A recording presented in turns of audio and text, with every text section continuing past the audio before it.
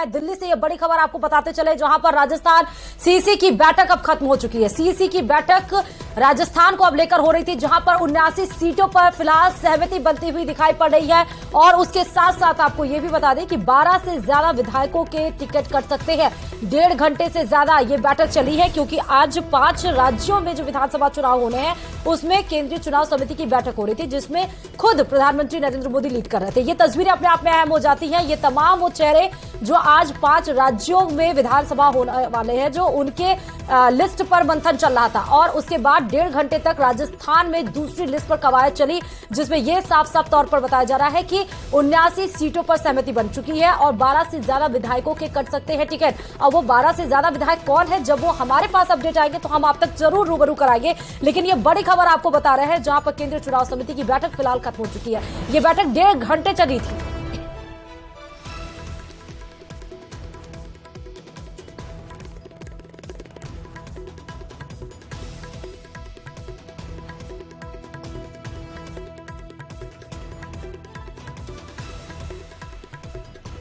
तो पीएम मोदी की अध्यक्षता में यह बैठक संपन्न हुई केंद्रीय चुनाव समिति की, जहां पर आपको ये तस्वीर अहम हो जाती है, इसलिए क्योंकि 5 राज्यों की विधानसभा चुनाव के मद्देनजर ये बैठक अहम हो रही है। पहले एमपी पर डिस्कशन हुआ, उसके बाद से राजस्थान पर डिस्कशन हुआ। 1.5 घंटे में बीजेपी केंद्रीय चुनाव समिति पे इस पे डिस्कशन कर रही थी, जिसमें यह अपडेट निकल कर आया है कि 79 सीटों पर सहमति बनी है। यानी कि जो दूसरी लिस्ट बीजेपी की आएगी उसमें 79 सीट है। पहली लिस्ट 9 को आई थी और उसमें 41 सीटों को लॉन्च किया गया था, जिसमें 29 नए चेहरों को शामिल किया गया था और 7 सांसदों को उतारा गया था। अब देखना यह है कि 79 सीटों में जहां पर यह बताया जा रहा है कि 12 से ज्यादा विधायकों के टिकट कर सकते हैं, लेकिन क्या सांसदों की एंट्री भी होगी इसमें? और सबसे बड़ी बात, जो मुख्य चेहरे हैं राजस्थान में बीजेपी के, क्या उनकी एंट्री इस सेकंड लिस्ट में होगी कि नहीं होगी? और जिसने जो बीजेपी अपना कुनबा बढ़ाई है, जितने लोगों ने बीजेपी का दामन थामा है, क्या उनकी एंट्री होती है कि नहीं होती है सेकंड लिस्ट में? तो ये तमाम ऐसे एंगल्स हैं जो ये बताते हैं कि सेकंड लिस्ट बीजेपी की कितनी ज्यादा अहम हो सकती है। और भरसक इन्हीं सारे मुद्दों पर सीसी में बैठक आज जो हुई है, इन्हीं सारे मुद्दों को लेकर, इस सारे एंगल्स को लेकर इस पर डिस्कशन हुआ होगा कि किसको उतारा जाए। क्योंकि पहली लिस्ट आने के बाद अब जो भी कहिए कि जिस दिन चुनाव आयोग ने अपना वो डेट जारी किया, उसी दिन बीजेपी ने पहली लिस्ट भी अपनी जारी की। और आप कुछ भी कह सकते हैं कि जल्दी में या जो भी हो, लेकिन बीजेपी के सामने एक बड़ा चैलेंज डैमेज के रूप में खड़ा हो गया, जिसको कंट्रोल करने के लिए बीजेपी को कमेटी तक बनानी पड़ी, जिसमें 7 से 8 मंत्रियों को उतारना पड़ा। और फिर उसके बाद आपने देखा होगा कि जेपी नड्डा साहब लगातार जयपुर भी गए, वहां पर भी बैठक के लिए फीडबैक लिया कि कैसा माहौल है, अब विधायकों का क्या माहौल है। तो वो तमाम चीजें एक तरह से कहते हैं, रिपोर्ट एक एग्जाम से, फाइनल एग्जाम से पहले ये जो तैयारी चल रही है, जो प्रिपरेशन चल रही है सेकंड लिस्ट को लेकर, ये बहुत अहम हो जाती, क्योंकि पहली लिस्ट के बाद जो भी कमियां रह गई थी उन सबको दूर करते हुए आज जो सीसी की बैठक हुई है वो अहम हुई है। इसलिए माना जा रहा है क्योंकि सेकंड लिस्ट आने के बाद से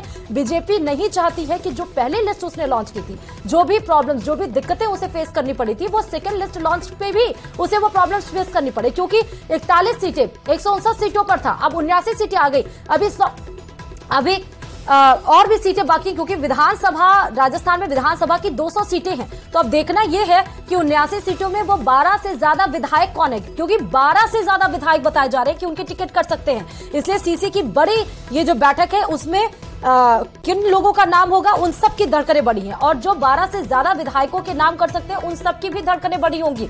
तो अभी इस वक्त 10:30 बज रहा है और ये बड़ी खबर हम आपको दिल्ली से बता रहे हैं, जहां पर सीसी की बैठक हुई है बीजेपी को लेकर। और साथ ही ये भी आपको बता दें कि क्योंकि 30 अक्टूबर से ही चुनावी प्रक्रिया शुरू हो जाएगी, इसीलिए पार्टीज के सामने एक और चैलेंज है कि पार्टीज को 200 सीटों पर अपने कैंडिडेट्स को उतारना ही है, तभी वो चुनावी प्रक्रिया में आगे प्रोसीड कर सकते हैं। और इस खबर पर हमारे सहयोगी लखबीर लगातार जुड़े हुए हैं, दिल्ली से ही लखबीर जुड़े हुए हैं। तो लखबीर, आप लगातार वहां पर जुटे हुए हैं, जब सीसी की बैठक के लिए प्रधानमंत्री नरेंद्र मोदी भी आए, जिनका स्वागत जेपी नड्डा के द्वारा किया गया फूल देकर। 1.5 घंटे से ज्यादा राजस्थान की बैठक चली, अभी क्या अपडेट मिल पा रहा है? क्योंकि 12 से ज्यादा विधायकों के नाम कट सकते हैं और 79 सीटों पर सहमति बनी है। लखबीर,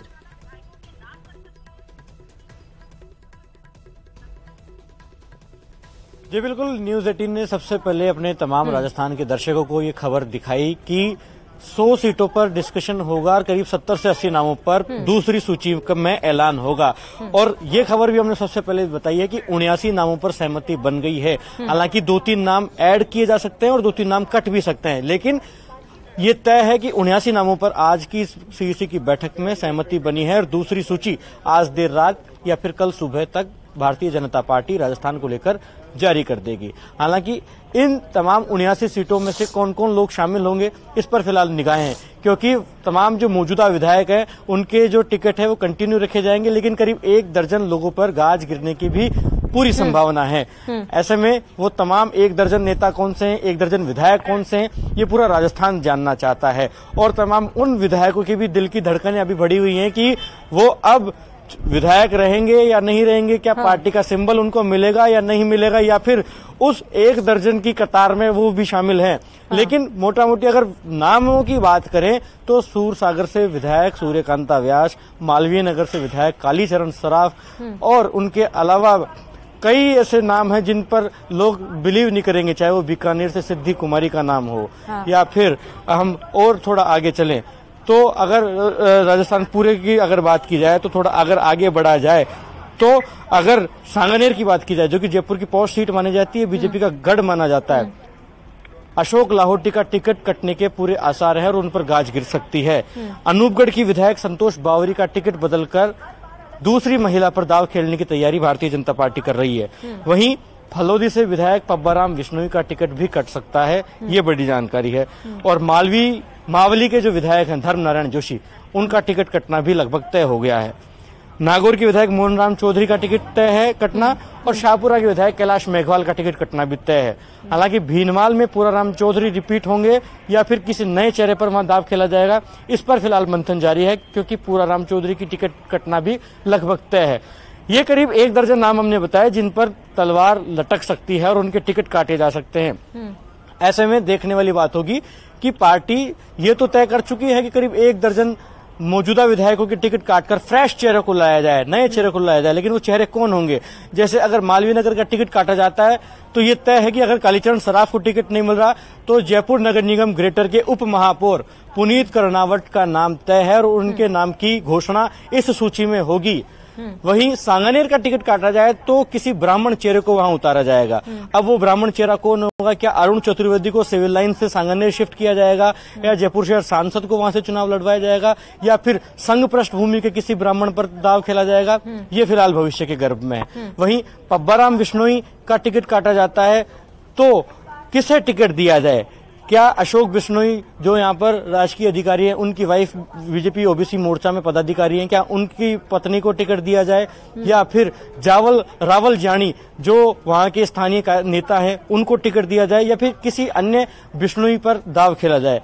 वहीं अगर बीकानेर ईस्ट से यानी कि बीकानेर पूर्व से सिद्धि कुमारी का टिकट कटता है तो सिद्धि कुमारी की जगह नरपत सिंह राजवी जो भैरव सिंह शेखावत के दामाद हैं, उनके बेटे अभिमन्यु सिंह राजवी को टिकट दिया जाए, या फिर वहां के स्थानीय नेता और पैनल में सबसे आगे चल रहे सुरेंद्र सिंह शेखावत पर दाव खेला जाए, या फिर किसी वैश्य पर दाव खेला जाए? ये फिलहाल पार्टी मंथन कर रही है। लेकिन अगर सिद्धि कुमारी का टिकट कटता है तो सुरेंद्र सिंह शेखावत और अभिमन्यु सिंह राजवी को टिकट देने की भरपूर संभावनाएं हैं। वहीं अन्य सीटों पर भी इस प्रकार की चर्चाएं तेज हो गई हैं कि किन्हें चुनावी मैदान में उतारा जाएगा। अगर सूरसागर की बात की जाए तो अगर सूर्यकांता व्यास का टिकट काटने का मन भारतीय जनता पार्टी ने बना लिया है तो हेमंत घोष को बीजेपी अपना प्रत्याशी बना सकती है। और हेमंत घोष संघ पृष्ठभूमि से आते हैं, अखिल भारतीय विद्यार्थी परिषद के लंबे समय तक राजस्थान के प्रदेश अध्यक्ष रहे हैं, संगठन में काम करने का अच्छा अनुभव है, लेकिन सियासी तौर पर पहली पारी होगी, कितना अच्छा निभा पाएंगे उस पर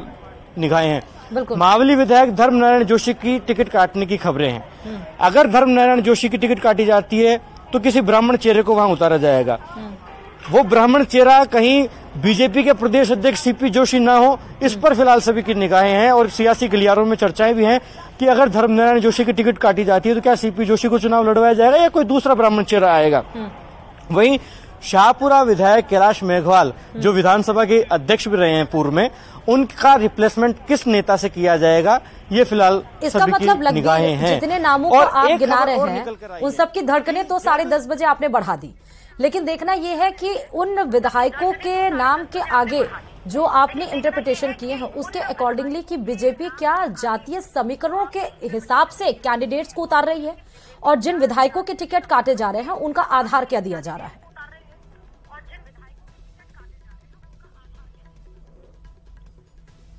जी देखिए, भारतीय जनता पार्टी न सिर्फ जातीय समीकरणों को साधेगी बल्कि पूरे सियासी समीकरण साधे जाएंगे। पूरी सोशल इंजीनियरिंग होगी टिकट वितरण में, क्योंकि पार्टी सवर्णों के साथ साथ इस बार ओबीसी तबके को भी भरपूर साधना चाहती है इस विधानसभा चुनाव में। महिलाओं और युवाओं का क्या इस रोल बार है? का जो टिकट वितरण है वो काफी रोचक भी हो रहा है। हमने पहली सूची में देखा भी।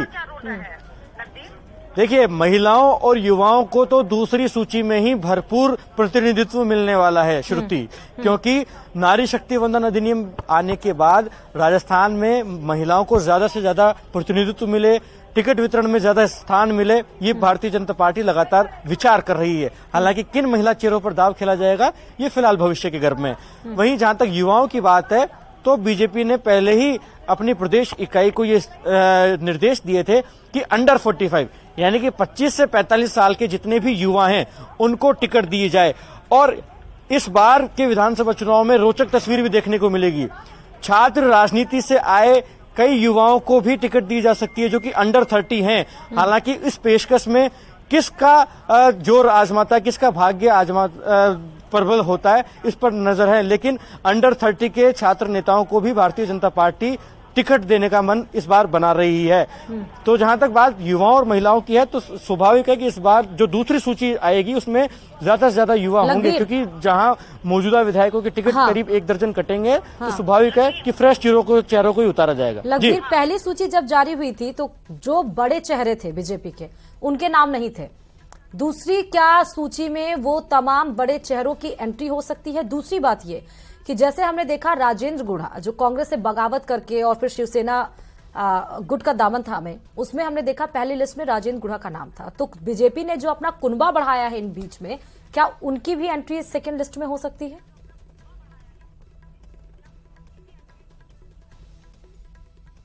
पहले तो मैं करेक्ट करूं कि उदयपुर वाटी में राजेंद्र गुढ़ा का नहीं बल्कि विक्रम सिंह जाखल का नाम था।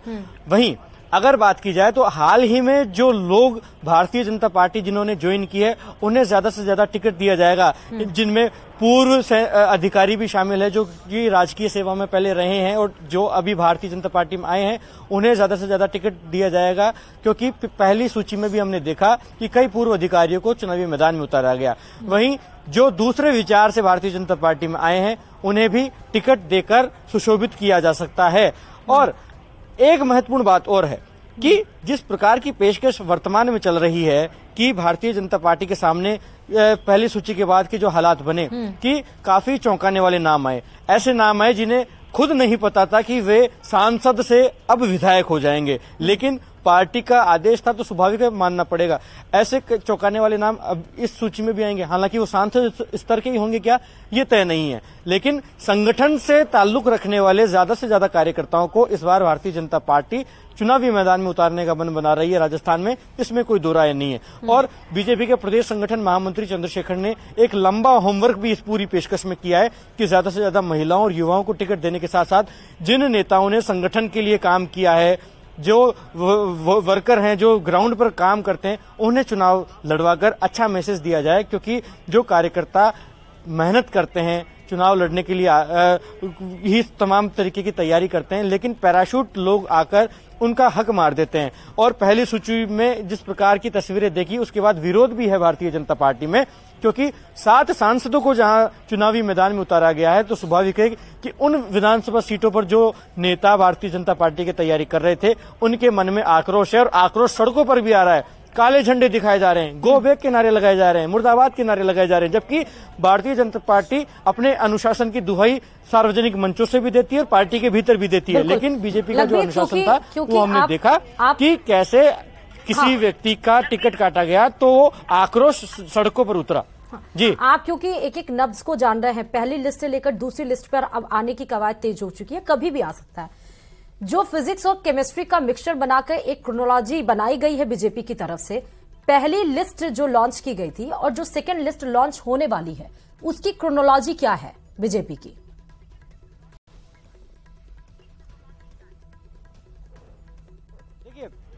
सबसे महत्वपूर्ण सवाल आपने किया है पूरे संवाद के दौरान। भारतीय जनता पार्टी ने जब पहली सूची का ऐलान किया तो स्वाभाविक तौर पर चौंकाने वाले नाम सामने रखे। कई मौजूदा जो बड़े नेता थे उनके टिकट काटे गए, पूर्व मंत्रियों के टिकट काटे गए, वर्तमान विधायकों के टिकट काटे गए, जबकि उनका टिकट कटना कोई तय नहीं मान रहा था, जिनमें मुख्य तौर पर राजपाल सिंह शेखावत और नरपत सिंह राजवी शामिल है, और 7 सांसदों को चुनावी मैदान में उतारा गया। ऐसे में पहली सूची से बीजेपी एक सरप्राइज दे चुकी है, चौंकाने वाले नाम सामने रख चुकी है। ऐसे में दूसरी सूची को बैलेंस किया जाएगा ये तय है, क्योंकि वर्तमान विधायकों में से भी अधिकांश विधायकों के टिकट को कंटिन्यू रखा जा रहा है। इसलिए एक सामंजस्य बनाने का प्रयास है, एक संतुलन बनाने का प्रयास है और एक बैलेंस को क्रिएट किया जाए, क्योंकि एक पहली सूची में सरप्राइजिंग नाम सामने आए, दूसरी सूची में उस बैलेंस को बरकरार रखा जाएगा, वर्तमान विधायकों को कंटिन्यू किया जाएगा। वहीं तीसरी सूची और जो चौथी सूची भी अगर आती है तो, लेकिन जहां तक है तीसरी सूची का ऐलान होगा उसमें फिर चौंकाने वाले नाम आएंगे। उसमें कई सांसद भी होंगे, छात्र नेता होंगे, युवा नेता होंगे, कांग्रेस से बीजेपी का दामन थामने वाले नेता होंगे, कुछ राज परिवार के सदस्य होंगे, कई अधिकारी होंगे। तो जो इस दूसरी सूची के बाद वाली जो सूची है वह काफी वाकई में रोचक तस्वीरें देखने को मिलेगी, कई चौंकाने वाले नाम देखने को मिलेंगे और भविष्य में हम ये खबर बताएंगे भी, क्योंकि अभी कल के बाद कुछ और ज्वाइनिंग्स भी होनी है भारतीय जनता पार्टी में। तो कल के बाद कुछ और लोग भी भारतीय जनता पार्टी का दामन थामेंगे। ऐसे में स्वाभाविक है और तय है कि बीजेपी वाकई में रणनीति के तहत काफी मंथन कर रही है, काफी स्ट्रेटजीज तैयार की जा रही हैं, क्योंकि राजस्थान में बीजेपी को काफी उम्मीदें हैं और सर्वेज रिपोर्ट के आधार पर, जो एजेंसीज का रिपोर्ट है उनके आधार पर बीजेपी करीब 120 सीटों के लगभग अभी राजस्थान में गेन कर रही है। ऐसे में तमाम तरीके के प्रयास किए जा रहे हैं कि ज्यादा से ज्यादा सीटें हासिल की जाएं इस बार के चुनाव में, और इसलिए तमाम तरीके का मंथन हम करते हुए हमने राजस्थान बीजेपी के नेताओं को राष्ट्रीय राजधानी में देखा। हमने देखा कि किस प्रकार से आज सुबह करीब 3 घंटे का मंथन जेपी नड्डा के आवास पर हुआ, जिसमें गृह मंत्री अमित शाह की मौजूदगी भी थी राजस्थान कोर ग्रुप के नेताओं के साथ। हमने देखा कि कल 2 चरणों में करीब 5 घंटे का डिस्कशन हुआ। ये तस्वीरें देखिए, केंद्रीय मंत्री अर्जुन राम मेघवाल इस बैठक का हिस्सा थे। अब सीईसी की बैठक से वो रवाना हो रहे हैं और चुनाव प्रभारी प्रहलाद जोशी भी इस बैठक से अब निकल रहे हैं। तो सीईसी की बैठक का राजस्थान को लेकर समापन हो गया है और ये तमाम जो नेता हैं वो एक एक कर निकल रहे हैं। हालांकि अधिकांश नेता जा चुके हैं, लेकिन चुनाव प्रभारी प्रहलाद जोशी और केंद्रीय मंत्री अर्जुन राम मेघवाल भी अब जा रहे हैं, क्योंकि मोटा मोटी तमाम सीटों पर सहमति बन गई है। तमाम जो दूसरी सूची है उसको लॉक कर दिया गया है, जो कि जल्द ही जारी की जाएगी। तो ये जो स्माइल है और जो कॉन्फिडेंस है और जो बॉडी लैंग्वेज है वो दर्शाती है कि कहीं ना कहीं जो दूसरी सूची है उसके लिए जिस प्रकार से होमवर्क किया गया है, तो आश्वस्त हैं तमाम लोग कि दूसरी सूची आने के बाद कार्यकर्ताओं का भरपूर समर्थन मिलेगा और समर्थन के साथ ही ये मानकर चल रहे हैं कि दूसरी सूची में जिन जिन लोगों पर विश्वास जताया जाएगा, जिन कार्यकर्ताओं को चुनावी मैदान में उतार जाएगा, वो जिताऊ तो साबित होंगे ही, वहीं साथ ही उनको समर्थन भी मिलेगा तमाम स्थानीय कार्यकर्ताओं का भी और वहां के नेताओं का भी। क्योंकि पहली सूची में जिस प्रकार के विरोध की तस्वीरें हमने देखी, इसका तो कहीं ना कहीं भारतीय जनता पार्टी को अंदेशा भी नहीं था और बीजेपी ने सोचा भी नहीं। लेकिन पॉलिटिक्स में हर चीज जायज है, राजनीतिक दलों में विरोध भी होता है, स्वागत भी होता है। हालांकि भारतीय जनता पार्टी अनुशासन के लिए जानी जाती है और उस डैमेज को कंट्रोल करने के लिए लगातार प्रयास किए जा रहे हैं। जबकि कांग्रेस पार्टी में हमने देखा है कि सूचियों का ऐलान भी नहीं हुआ है, लेकिन विरोधी जो स्वर हैं वो कहीं गुना ज्यादा है। इतना तो बीजेपी में सूची का ऐलान होने के बावजूद भी नहीं उठे जितना कि कांग्रेस पार्टी में अभी से सड़कों पर विरोध देखने को मिल रहा है। और बीजेपी ने ये जो विरोध है उसको भी कंट्रोल करने के लिए डैमेज कंट्रोल कमेटी का गठन कर दिया। उसके अलावा तमाम जो लोग जो बगावत कर रहे हैं, जो विरोध दर्ज करा रहे हैं, उनसे लगातार संवाद किया जा रहा है, उनको भविष्य के लिए आश्वासन दिया जा रहा है और मैनेज करने के तमाम तरीके के प्रयास हैं। ऐसे में आज की सीसी की बैठक में एक चेहरा बहुत प्रमुख था, वो थी वसुंधरा राजे। सेकेंड लिस्ट में क्या एंट्री है उनकी?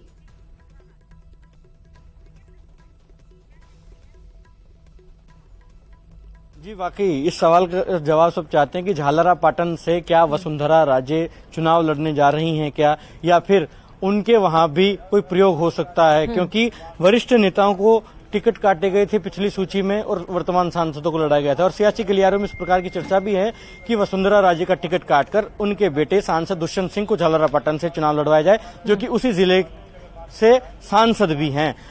लेकिन देखने वाली बात है कि वसुंधरा राजे झालरा पाटन से चूंकि लगातार विधायक हैं, उन्हें इसी सूची में शामिल किया जाएगा या अगले सूची में उनके नाम का ऐलान होगा, इस पर फिलहाल सभी की निगाहें हैं। नेता प्रतिपक्ष राजेंद्र राठौड़ को क्या इस बार चुनाव लड़वाया जाएगा, क्या इस पर सभी की निगाहें हैं। पूर्व मंत्री वासुदेव देवनानी को क्या पार्टी टिकट देने जा रही है, क्या इस पर सभी की निगाहें हैं, क्योंकि इस सूची में उन तमाम बड़े चेहरों को शामिल किया जाएगा जो कि भारतीय जनता पार्टी का फेस है और आगामी दिनों में फेस बनेंगे। हालांकि वसुंधरा राजे की हमने बात की, नेता प्रतिपक्ष राजेंद्र राठौड़ की बात की, तो केंद्रीय जल शक्ति मंत्री गजेंद्र सिंह शेखावत की बात भी करेंगे। उनका जोधपुर के किसी विधानसभा सीट से चुनाव लड़ने की पुरजोर चर्चाएं हैं। ऐसे में क्या पार्टी उन्हें वाकई चुनावी मैदान में उतारने जा रही है, ये देखना दिलचस्प होगा। और अगर वो चुनाव लड़ते हैं तो क्या उनका ऐलान इसी सूची में किया जाएगा, क्योंकि अगर जल शक्ति मंत्री चुनाव लड़ते हैं तो तुरुप का इक्का साबित होगा बीजेपी के लिए, क्योंकि पूरा मारवाड़ साधने का प्रयास भारतीय जनता पार्टी करेगी। वहीं एक मुख्य उद्देश्य यह भी है कि अगर तमाम बड़े नेता चुनाव लड़ जाएंगे, तमाम बड़े नेताओं को फेस बना दिया जाएगा, तो प्रचार कौन करेगा। हालांकि बीजेपी की स्ट्रेटजीज काफी अलग होती हैं। जिन चीजों के बारे में विचार नहीं किया जा सकता, विश्लेषण नहीं किया जा सकता, वो बीजेपी में पॉसिबल होती हैं। क्योंकि कैंपेन के लिए राष्ट्रीय नेता आएंगे, जिस क्षेत्र में जिन नेताओं का प्रभाव ज्यादा है, जिस जाति के ज्यादा लोग रहते हैं, उन नेताओं को बुलाया जाएगा, उनके लगातार दौरे करवाए जाएंगे, उन्हें स्टार प्रचारकों की जो सूची आगामी दिनों में राजस्थान को लेकर जारी होगी, उससे भी मोटा मोटी आइडिया लग जाएगा कि बीजेपी किस विचार के साथ, किस एजेंडे के साथ कैंपेन को धार देगी और चुनावी मैदान में उतरेगी। तो साफ है कि दूसरी सूची का काउंटडाउन अब शुरू हो गया है और सभी को इंतजार है, क्योंकि लगभग 79 सीटों पर सहमति बन गई है और लिस्ट को लॉक कर दिया गया है। लेकिन इस बीच में अगर हम देखें तो जो 41 सीटों पर सहमति बनकर पहली सूची लॉन्च हुई, उसके बाद 79 सीटें लगभग सीट यानी कि 120 सीटों पर बीजेपी अपने कैंडिडेट्स को लॉन्च करने वाली है। अब दूसरी या तीसरी या चौथी लिस्ट आती है 39 लोगों की या 40 लोगों की, ये तो आगे का वक्त है। लेकिन इस बीच में अगर हम ध्यान दें तो सांसदों को उतारा गया है उस जगह से जो बीजेपी की कमजोर लगभग सीटें हैं। तो एक बड़ा चेहरा जब उतरता है तो वो वहां की जनता खुद ही उन बड़े चेहरों को देखकर उनको वोट देती है। तो क्या ये सेकेंड लिस्ट में भी इसी तर्ज पर, इसी आधार पर क्या वोट टिकट दिए जाएंगे?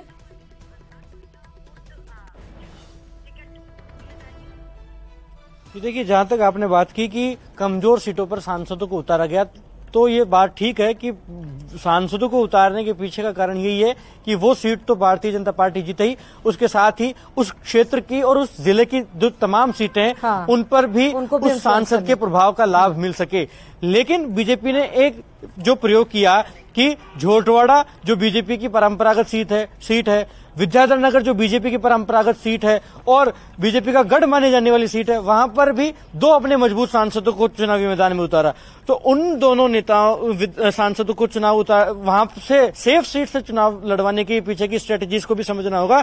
ऐसा नहीं है कि कमजोर सीटों पर ही सांसदों को उतारा गया है। सेफ सीट पर भी उतारने के पीछे का कारण यह है कि जब सेफ सीट पर किसी सांसद को उतारा जाएगा तो आसपास की जो तमाम सीटें हैं जो कि फंसी हुई हैं, वहां पर वो जो सांसद है जो कि अब विधायक प्रत्याशी हो गए हैं। लखबीर, मैं आपके पास लौटूंगी क्योंकि सबसे पहले न्यूज 18 ने इस खबर को ब्रेक किया और बताया कि सीसी की बैठक जो 1.5 घंटे से राजस्थान को लेकर चल रही थी वो फिलहाल खत्म हो चुकी है। इस खबर पर पल पल अपडेट हम आपको देते रहेंगे, लेकिन वक्त हो चुका है छोटे से